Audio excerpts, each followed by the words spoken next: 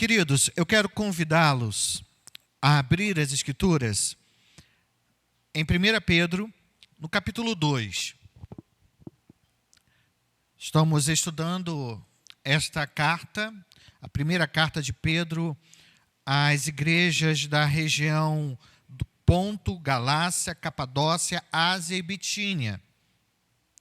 Iniciamos na semana passada o capítulo 2 e trabalhamos no capítulo 2 os 3 versos iniciais do capítulo 2, dando sequência àquilo que Pedro vai dizer que deve ser a vida daquele que nasceu de novo.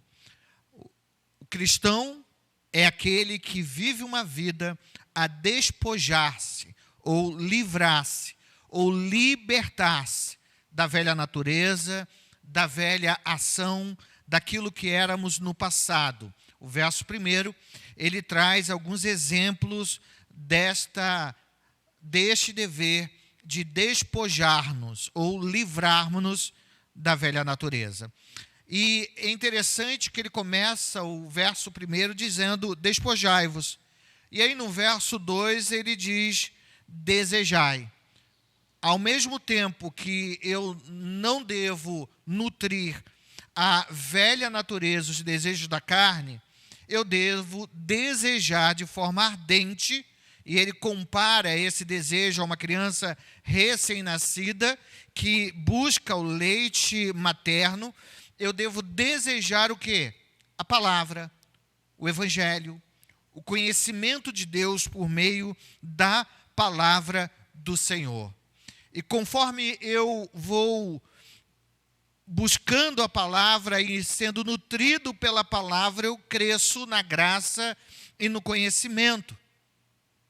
E esse crescer na graça e no conhecimento me traz aquilo que ele mesmo vai dizer, a confirmação da salvação por meio de Jesus Cristo.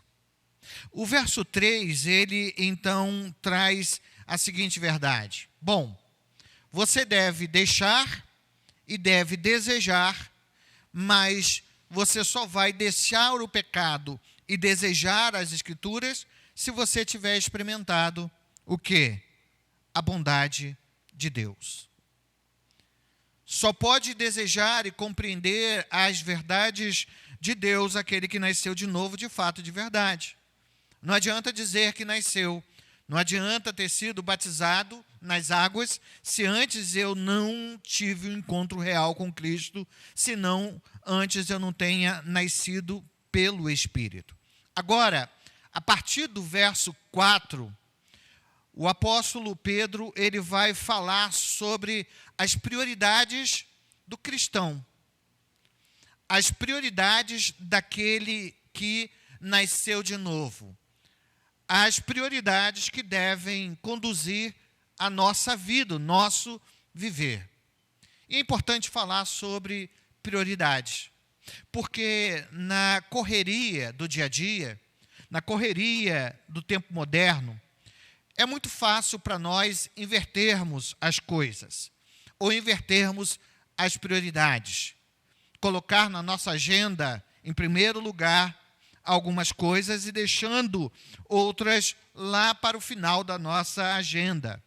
Vivemos, com certeza, sobre uma grande pressão.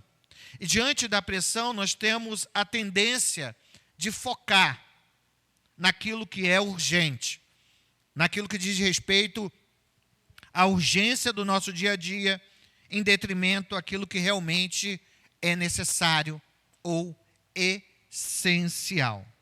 É por isso que nós precisamos ser lembrados, por meio das Escrituras Sagradas, que o cristão ele tem em si prioridades.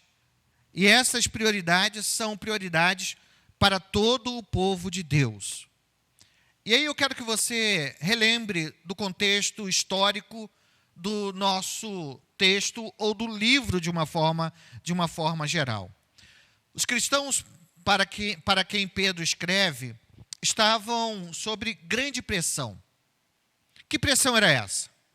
Nós sabemos que o Império Romano, a partir de 64, passa a perseguir os cristãos porque houve um grande incêndio em Roma e Nero culpou ao cristão ou os cristãos por aquele incêndio na cidade de Roma. E então começa uma grande perseguição. Cristãos de vários lugares são presos, mortos. Aqueles que conseguiam negar a Cristo ou negavam a Cristo eram, por piedade, deixados vivos. Mas qualquer cristão que, com determinação no seu coração, se mantinha firme, fiel a Cristo, era morto. E as mortes, nós bem sabemos, eram terríveis. Terríveis eram as mortes daqueles cristãos. Não apenas do pai de família, mas de todo o lar. Crianças, senhores, senhoras, eram mortos com níveis extremos de crueldade.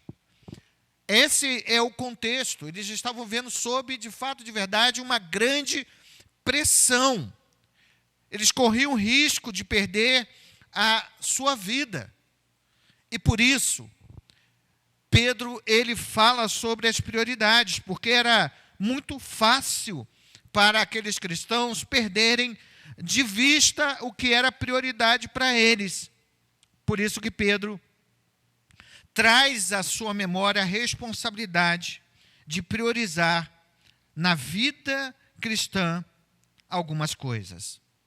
Eu quero apresentar 3 prioridades que o apóstolo Pedro vai trazer para aqueles crentes, e essas prioridades também precisam nortear as nossas vidas no tempo presente.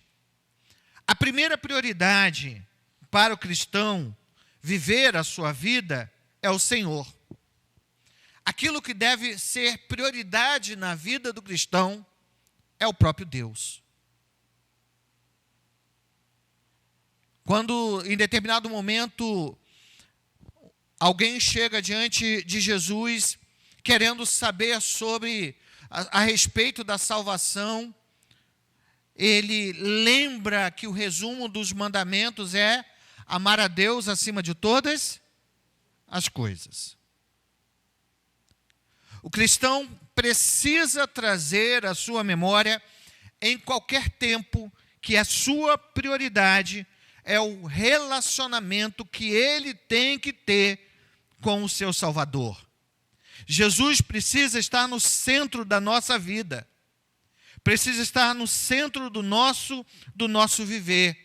Seja ele individual, seja o nosso viver coletivo, como igreja do Senhor.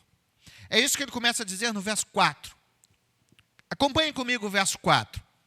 O verso 4 começa assim: chegando-vos para Ele. Chegando-vos para Ele. Ele quem? No verso anterior, no final do verso anterior, ele diz quem é. Ele diz, no final do verso 3, que o Senhor é bondoso. Você experimentou a bondade de Deus? Ele diz, se é que você tem a experiência de que o Senhor é bondoso. Aí ele diz no verso 4, achegai-vos para Ele. Então ele está se referindo a Deus. Ou seja, aqueles crentes precisavam se achegar a esse Deus bondoso que os salvou, que trouxe vida a cada um deles. Da mesma forma que Pedro alerta aqueles cristãos que estavam vivendo sob pressão, nós somos alertados hoje que devemos em todo tempo nos achegarmos diante do Senhor, nos aproximarmos de Deus o tempo todo. A palavra que é traduzida por chegar, ela significa ir, ver de perto. Chegar é se aproximar de algo, mas não apenas se aproximar de algo, mas ao se aproximar de algo, se relacionar com esse. Geralmente, quando alguém queria convidar outro para se aproximar da sua casa, da sua família, usava esse verbo. E quando usava esse verbo, já sabiam eles que aquela pessoa era bem vista para adentrar a sua casa, comer com ela, se confraternizar com ela. Então, quando Pedro ele usa o termo que nós devemos nos achegar a ele, é que nós devemos ter intimidade com ele. Nós devemos o procurar, devemos nos achegar a ele, e ele é o Senhor. Aí, então, Pedro ele vai dizer que nós devemos nos achegar ao Senhor, e ele vai qualificar, dizendo quem é o Senhor. E ele vai usar um exemplo desse Deus, ele vai dizer que ele é a pedra que vive. A pedra viva. Achegai-vos ao Senhor, que é a pedra que vive, ou a pedra viva, que foi rejeitada sim pelos homens, mas para com Deus eleita e preciosa. Agora, o apóstolo Pedro, ele vai falar que nós devemos nos aproximar de Deus, sim, é bem verdade. E nós nos lembramos que Pedro começa a sua carta fazendo menção do princípio de que Deus é Pai, Filho e Espírito. Verso 2, verso 1 e verso 2, ele fala sobre isso. Nós sabemos que Deus é Pai, Filho e Espírito, ele é trinitário. Mas aqui, ele, de forma especial, ele diz que nós devemos nos aproximar da pedra que vive. E esta pedra que vive, ele está dizendo a respeito de Jesus. Porque, de fato, de verdade, Jesus veio, 1 João vai falar isso no seu evangelho, capítulo 1, verso de 1 a 9. Ele vai falar que Jesus é Deus, que ele veio, encarnou-se, mas que ele não foi recebido pelos seus. E ele está dizendo judeus. Então ele diz que esta pedra que é viva, ela foi rejeitada pelos homens, mas para com Deus ela é eleita e preciosa. Então nós devemos nos achegar diante do Senhor, nós devemos nos achegar, nos aproximar de Jesus, que é o Salvador da nossa vida. Aí ele diz que aqueles que foram alcançados pela graça, salvos por depositar a sua fé em Jesus, que é a pedra viva, ele vai dizer que aqueles que receberam Jesus como a pedra angular, como Salvador, como a base, o norte da sua vida, também são chamados de pedras que vivem. Olha o verso 5. Também vós mesmos, ele se refere àqueles crentes como pedras que vivem.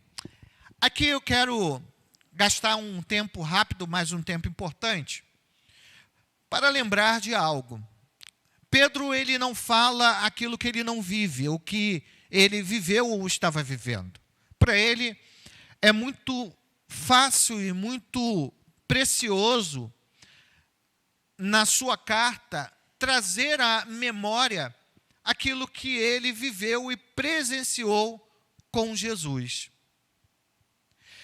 E aí, em Mateus, no capítulo 16, eu quero convidar você a paginar as Escrituras e, no primeiro evangelho, Mateus capítulo 16. Mateus capítulo 16. E nós vamos ver uma passagem que é muito relevante para entender o porquê que Pedro começa a se utilizar desse termo, dizendo primeiro que Cristo é a pedra viva, não é morta. Não é uma pedra estática, mas é uma pedra viva. Capítulo 16, verso 18. Bom, o contexto anterior, os versos 13, traz sobre a confissão de Pedro. E esse é interessante porque o texto começa, Mateus registra o seguinte fato: indo Jesus para os lados de Cesareia de Filipe, perguntou aos seus discípulos: quem diz o povo ser o Filho do Homem? Eles responderam: uns dizem João Batista, outros Elias, outros Jeremias, outros algum dos profetas.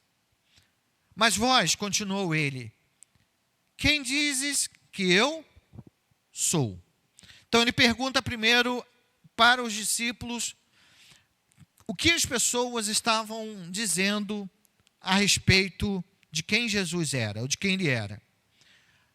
Eles respondem o que as pessoas estavam comentando, o que eles estavam ouvindo dos comentários populares das pessoas. Aí Jesus vai colocar essa conversa no nível mais pessoal.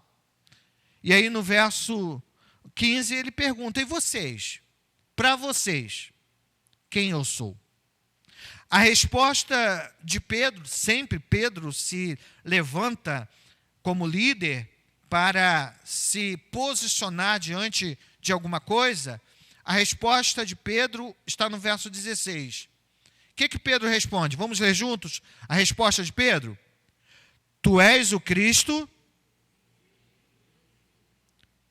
Mais uma vez.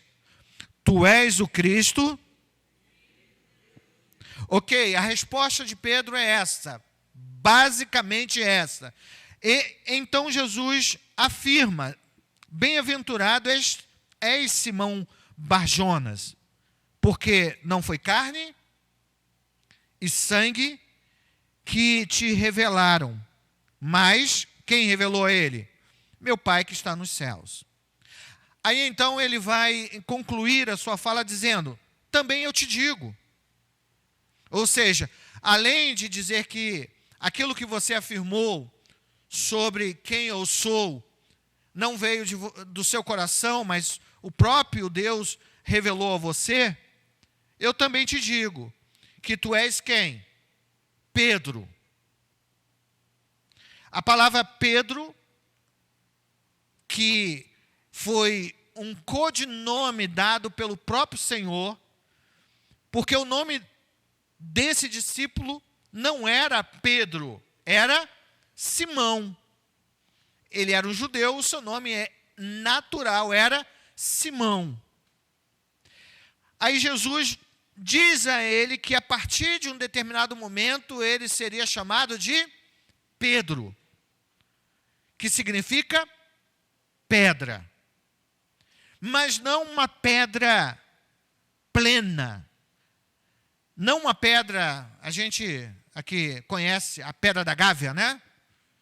Não uma pedra grande, não uma pedra sólida com uma estrutura única, mas ele vai dizer que Pedro é uma pedra. E ele continua e diz: sobre esta pedra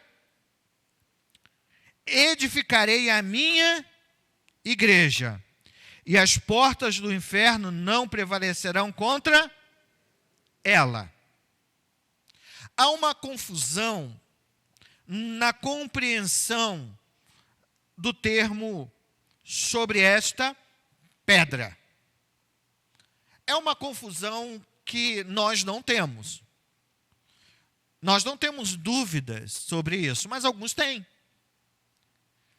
Quando Jesus ele disse que Simão era uma pedra, ele não está na sequência dizendo que a igreja seria edificada, solidificada sobre Pedro, que era uma parte da pedra.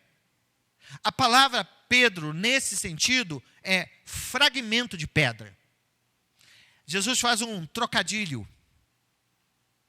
A palavra Petros é um fragmento, um pedaço, uma lasca de pedra. Aí imagina, ele entende do contexto, ele disse, Jesus, como se estivesse dizendo, você é um fragmento de pedra. E sobre esta pedra, e quem é a pedra? Quem é a pedra? É Jesus. Jesus é a pedra. Ele é a rocha. E sobre esta pedra, Jesus dizendo sobre ele, edificarei a minha igreja. Mas Pedro é parte daquela pedra. Ele é fragmento daquela pedra. E é isso que ele está lembrando no texto de 1 Pedro, no capítulo 2, a partir do verso 4. Olhem, agora eu quero que você volte para o texto. Como faz sentido para Pedro e para nós. Porque ele vai lembrar que Jesus, ele é a pedra, a rocha. Não uma pedra que está inanimada, não uma pedra gelada, sem vida, mas ele diz que esta pedra, ela é viva. Por que que esta pedra, ela é viva? Porque Jesus ressuscitou e vivo ele está. Esse é o Senhor da igreja. Jesus, a pedra viva. Mas aí no verso 5, lembrando de que Jesus o chamou de quê?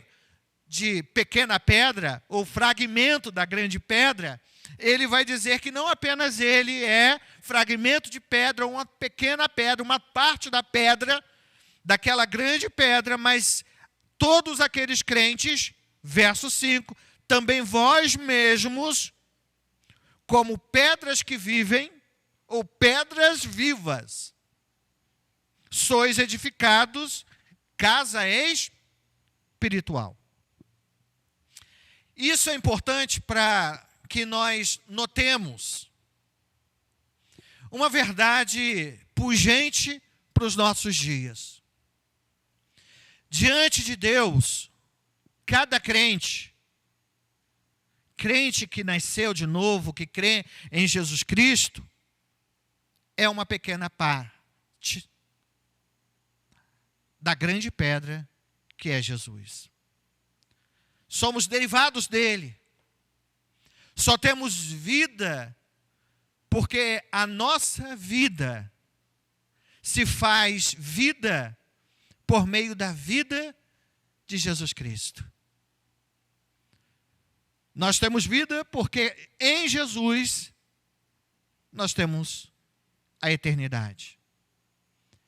É isso que Pedro está dizendo, cada um de nós, nesse grande edifício que está sendo construído, somos um pequeno tijolo de pedra. Se você lembrar, o apóstolo Paulo também usa desse termo de construção. Aí ele diz que, para completar o seu pensamento de que nós só temos vida porque estamos agregados a Cristo, porque Cristo é a pedra, e nós somos parte dele, ele vai dizer, vocês também são o quê? Casa espiritual. Eu gosto desse termo casa espiritual, porque aqui Pedro está fazendo coro com o apóstolo Paulo, quando diz que nós somos templos, ou templo do Espírito Santo. O Espírito Santo habita em nós. É isso que ele quer dizer. Nós não somos casa natural, uma casa comum. Nós somos templo do Espírito. É isso que ele quer dizer com casa espiritual. E como nós somos templo do Espírito, nós temos o privilégio de sermos chamados a adorar a Deus e adorá-lo em espírito e em verdade. Porque ele continua e diz, vocês são casa espiritual para serdes o quê? Sacerdócio santo. Como vocês têm o Espírito Santo dentro do coração de vocês, cada um de vocês são considerados por Deus como sacerdotes. Eu terminei o seminário e a minha monografia foi sobre o sacerdócio universal de todos os crentes. Uma das temáticas da Reforma Protestante. Na Reforma Protestante, além da busca, o retorno às Escrituras, a glória só a Deus, a Jesus Cristo como Salvador, a salvação apenas pela fé. Um outro tema é o sacerdócio de todos os crentes. Naquela época, o mundo era dividido em duas partes. Haviam os sacerdotes e haviam os leigos. Ou seja, os sacerdotes eram aqueles que foram escolhidos por Deus e só esses podiam ligar aqueles que não eram sacerdotes a Deus. Fazendo referência no Antigo Testamento. Qual era a função do sacerdote no Antigo Testamento? O sacerdote era aquele que era escolhido por Deus, que intermediava entre o povo e Deus. Alguém pecava. Aquela pessoa de si mesmo, ela não conseguia se aproximar ou não tinha o direito de se aproximar de Deus para pedir a Deus perdão. Essa pessoa ia até o sacerdote, levando uma oferta para Deus, e esse sacerdote pegava aquela oferta e apresentava a Deus. Ok? E aí, então, através daquele sacerdote, da atitude daquele sacerdote de oferecer o holocausto a Deus, aquela pessoa estava perdoada. Antes da Reforma Protestante, e hoje em algumas partes da cristandade, o sacerdote é alguém especial, não é todo o povo de Deus, mas apenas um povo, uma parte pequena, especial, em que as outras partes, ou os outros que fazem parte do povo de Deus, dependem desses.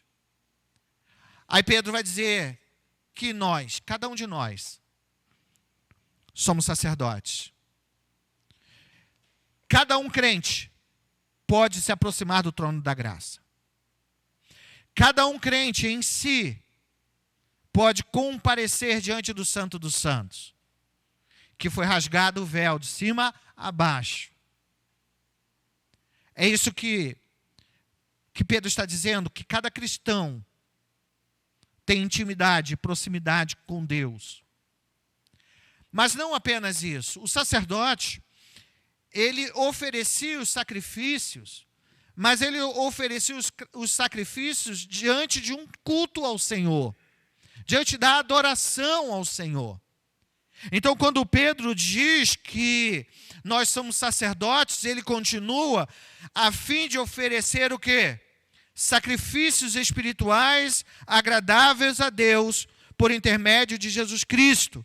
Ele está dizendo que aquele que nasceu de novo tem como prioridade adorar a Deus, louvar a Deus, oferecer culto a Deus, oferecer ao Senhor a sua vida como louvor para a glória do Senhor Jesus.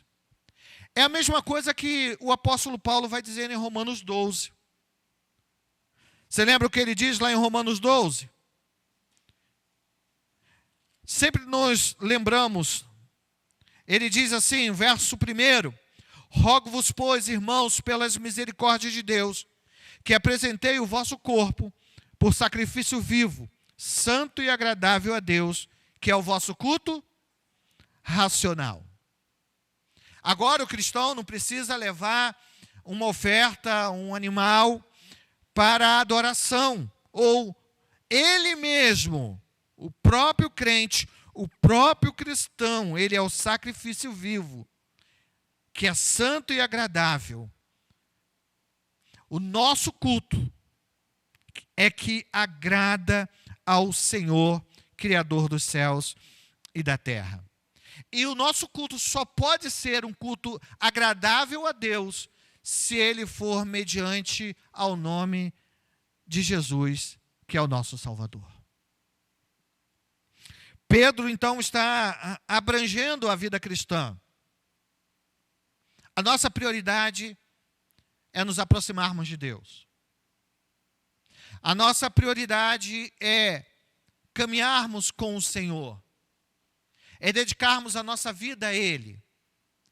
É servi-lo com alegria no nosso coração. É adorá-lo. É bendizer ao seu nome. Nós devemos fazer isso com a nossa vida, com o nosso viver. Aí, então, ele volta a falar sobre Cristo. Ele termina o verso 5 dizendo: a Deus por intermédio de Jesus Cristo. E é por isso que as Escrituras dizem. O que as Escrituras dizem? O primeiro texto, e aí, para que você compreenda, de repente, você pode não saber disso, o verso 6, o verso 7 e o verso 8, se você observar, por exemplo, o verso 6 tem escrito assim: por isso está na Escritura, 2 pontos, tá vendo aí? 2 pontos. E aí você tem o quê? Um distanciamento do que vem após o termo Escritura. Toda vez que você vê esse distanciamento, é porque o autor pegou a sua fala do Antigo Testamento, das Escrituras do Antigo Testamento. Então, o verso 6, ele diz: eis que ponho em Sião uma pedra angular, eleita e preciosa, e quem nela crer será o quê? Salvo. De modo algum será envergonhado. Aí é Isaías capítulo 28. Então, ele se refere à pedra angular, que é Jesus. Esta pedra posta em Sião é pedra angular, ou pedra de esquina. Ela é eleita, ela é preciosa. Quem nela crê não será envergonhado. Ele continua: para vós outros, portanto, os que creem, ela é preciosidade, mas para os descrentes, aí mais uma vez ele vai usar o Antigo Testamento, ok? E o que diz o Antigo Testamento? A pedra que os construtores rejeitaram. Essa veio a ser a principal pedra angular. Isso aí está no Salmo 118. Ele vai citar o Salmo 118. E o verso 8 ele diz: e pedra de tropeço e rocha de ofensa. Aí ele vai citar Isaías 8. São estes os que tropeçam na palavra, sendo desobediente para o que também foste postos. Então, eu quero encerrar a nossa conversa de hoje apenas deixando para você a sua responsabilidade, a nossa responsabilidade de priorizar a nossa vida de intimidade, de relação com Jesus, que é a pedra angular, que é a rocha da nossa salvação, que é o nosso porto seguro. Ele vai dizer, e fazendo um paralelo, que o mesmo Jesus, que para aqueles que nele creem é a vida eterna, o mesmo Jesus que veio para julgar aqueles que são reprovados por Deus.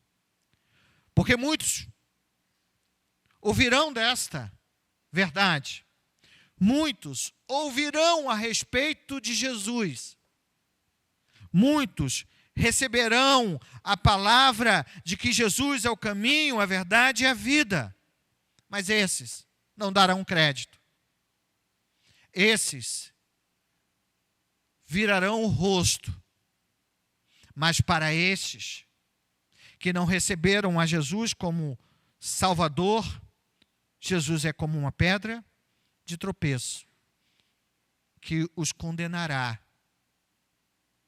à eternidade no lago de fogo. Mas para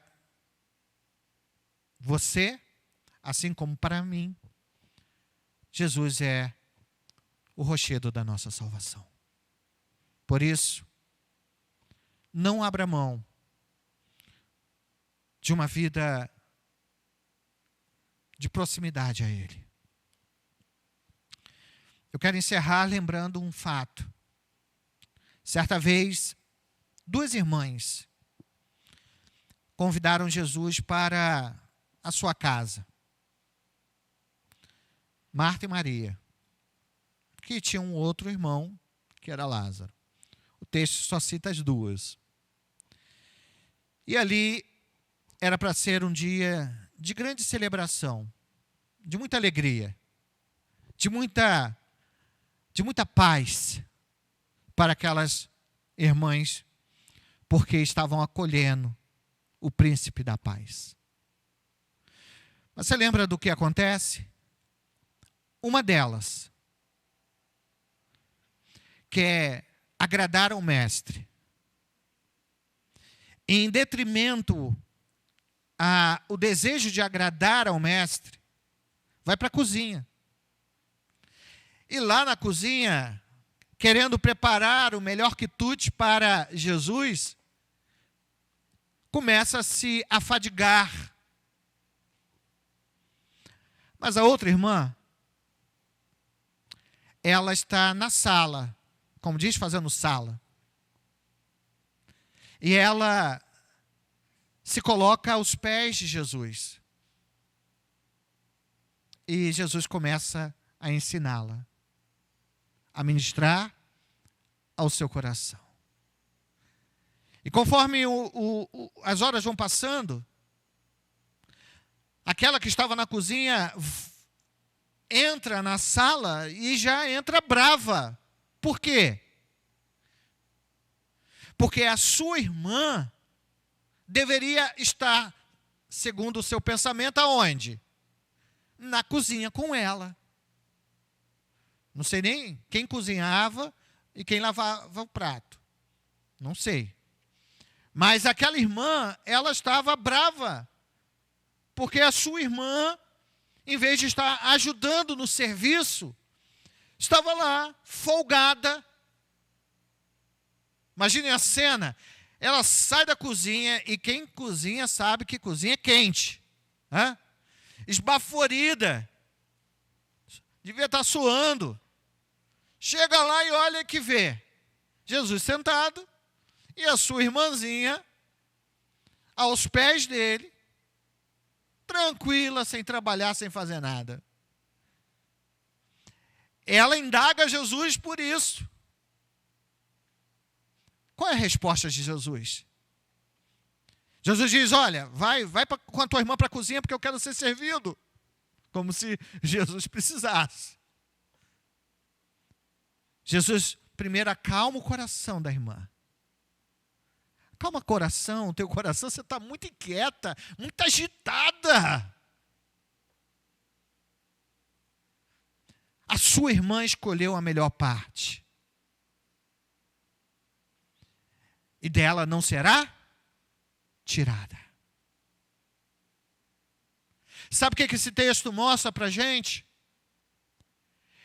Que o que Jesus quer de cada um de nós, antes do serviço, é a adoração, ao louvor, é a atenção, é nos aquedarmos aos seus pés para aprender dele. Deus quer que nós nos relacionemos com ele, antes de servirmos a ele, porque o nosso serviço a ele será de acordo com a nossa intimidade, com a nossa relação com ele.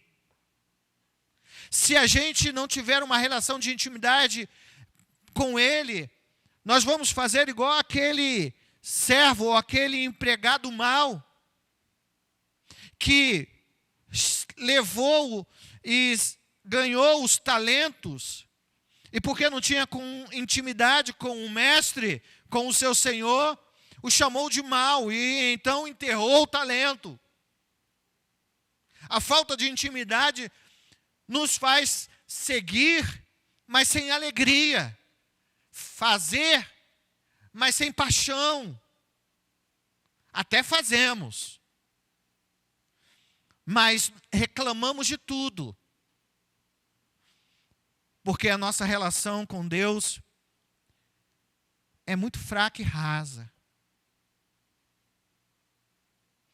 Os casais aqui sabem, né? Por exemplo, quando eu vou para a cozinha fazer alguma coisa para a Rosana, mesmo que eu esteja lá esbaforido, eu estou lá fazendo com uma alegria enorme, porque eu estou fazendo para o meu bem. Às vezes eu me queimo, mas nem isso me tira a minha alegria, porque eu quero agradar a minha esposa. Quando nós nos relacionamos com o Senhor Jesus, nós vamos servi-lo, e servi-lo com alegria, porque nós nos lembramos que Ele é a rocha da nossa salvação. Busque ao Senhor, louve ao Senhor, adore ao Senhor, e coloque isso como princípio norteador para a sua vida. Quero te convidar a se colocar de pé, se você puder. Nós vamos orar. Na próxima semana, nós vamos trabalhar sobre os 2 outros princípios. O segundo princípio é que nós devemos priorizar, depois de priorizar o nosso relacionamento com Deus, o nosso relacionamento com os nossos irmãos. Nós devemos priorizar a unidade da fé. E por fim, nós falaremos sobre a prioridade da propagação da mensagem, desta mensagem, que pode trazer vida àquele que está morto em seu delito e pecado. Mas por ora, que você possa dedicar e buscar viver uma vida íntima e pessoal com o Senhor, em detrimento a tudo que o mundo tem a oferecer, as pressões, as tempestades, as perseguições, ou até mesmo ao lazer que o mundo oferece. Nós devemos viver para a glória de Deus e viver aos seus pés, conhecendo e prosseguindo em conhecê-lo. Senhor Deus, bendito seja o teu nome, o Senhor que é a rocha da nossa salvação, o Senhor que é a pedra angular, o Senhor que nos trouxe vida quando estávamos mortos em nossos delitos e pecados. A Ti seja toda honra, toda glória e todo louvor. Nessa noite, nós fomos relembrados do que precisa ser a prioridade na nossa vida, que é a relação íntima e pessoal contigo. Traze à nossa memória a importância de buscarmos ao Senhor, adorarmos a Ti, louvarmos a Ti em todo o tempo. Queremos Te conhecer, porque quanto mais conhecemos ao Senhor, mais nos afastamos daquilo que desagrada ao Senhor, que é o pecado. E mais nos aproximamos de uma vida santa, reta, uma vida de serviço e de adoração e de louvor, e louvor que agrada ao Senhor. Abençoa o Teu povo, abençoa a Tua igreja, abençoa as nossas famílias. Nós oramos gratos e o fazemos no nome santo e glorioso de Jesus. Amém.